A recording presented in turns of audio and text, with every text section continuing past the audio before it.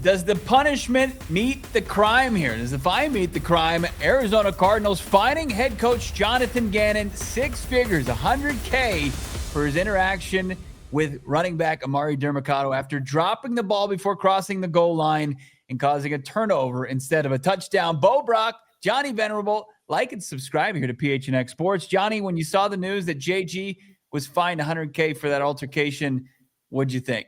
I think that maybe this is instigated by the head coach, potentially. Maybe this is the Cardinals collectively saying, you know what, let's try to get ahead of this. Nothing to see here. And that's honestly how I feel.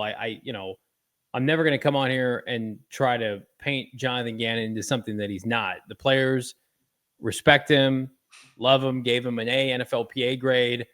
I mean, like, he was emotional after that play with Demercado. He apologized for it. And I think that this is an optics thing. I don't think that this is, Michael Bidwell throwing down the hammer, especially with, the way this franchise operated with the prior regime. It's not apples and oranges, but the Cardinals have been, embarrassing for a while off the field. And Jonathan Gannon's about as buttoned up as you can get. So the only issue is it just kind of remains in the news cycle, and this team needs to move forward in the worst way. And you just wonder, Bo, and you hope, but you have to ponder, like, is this just going to be one of those years where, like, these kind of things define the season, these kind of actions, where in reality, if the Cardinals win that game, probably is not nearly the story that it is, and now it's magnified, and Cardinal fans have to relive it. Yeah, I mean, it was a game-altering play. It was an infuriating play for anybody, from fans, players on the roster, to the coaches. And the usually stoic Jonathan Gannon was infuriated by it. And obviously, if anybody can put themselves in his shoes. Did it cross a line? And I think everybody's realizing that it did. It went just past what's acceptable.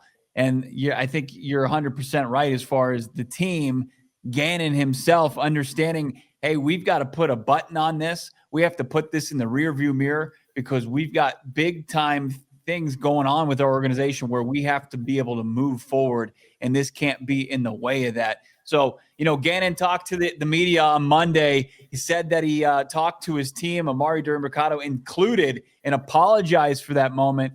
And it looks like this is another step in the right direction. Adam Schefter originally with the report saying that the Cardinals were fining their head coach $100K, while Tom Pelissero saying that the NFL will not take action against JG, who was fined by his own team, and that the league was saying, we have been in contact with the NFLPA and the club, which addressed the matter. There's no further action from the league. So there you have it. If you're Emari Demercado, you want this to go away too. Like, honestly, like, the players, the coaches, again, I think this is the Cardinals getting in front of this. I think this is the Cardinals showing the league that they're serious about the fact that it should not have happened, and it was a spur of the moment, heat of the moment instance. Doesn't mean it was right. But again, like, does it get those kind of things get magnified when something like that hadn't just happened in a situation in which, I'm not making excuses, the team was collapsing? Like, I said this on Monday's show, like, I have much bigger concerns about this team's ability to navigate in-game coaching scenarios than I do about Gannon and his ability to cultivate a locker room. I know he can do that. I know the players love him. Like, I think this just becomes window dressing, icing on an otherwise kind of bad tasting dessert, bad tasting cake for this team that is the 2025 season. You do not want these things to define you. I mean, you've got this happening right now. You've got a fan base right now that is over this, whatever this is that they're doing. Drew Petzing up there talking about, oh yeah, I didn't love the call. You made the call. Jonathan Gannon doubling down on Petzing. This incident, just like, we go back to this, Bo, it doesn't matter why you're losing. You are losing. You are losers right now. And until you flip that, you don't get the immense benefit of the doubt. Winning cures everything in the NFL. It honestly does. And now this team, for the second straight year, is entering week 6 under 500, third straight year under Jonathan Gannon. It's just not good optics right now. The Tennessee loss is going to have a lingering effect until it doesn't. Yeah, there's a stench on that performance, and it continues to follow this team, and it will until they're able to win a football game, put together a good performance. As far as, I guess, the last thing on this incident, like, did it cross the line? Yes. Do we condone it? Even the head coach himself was embarrassed by his actions.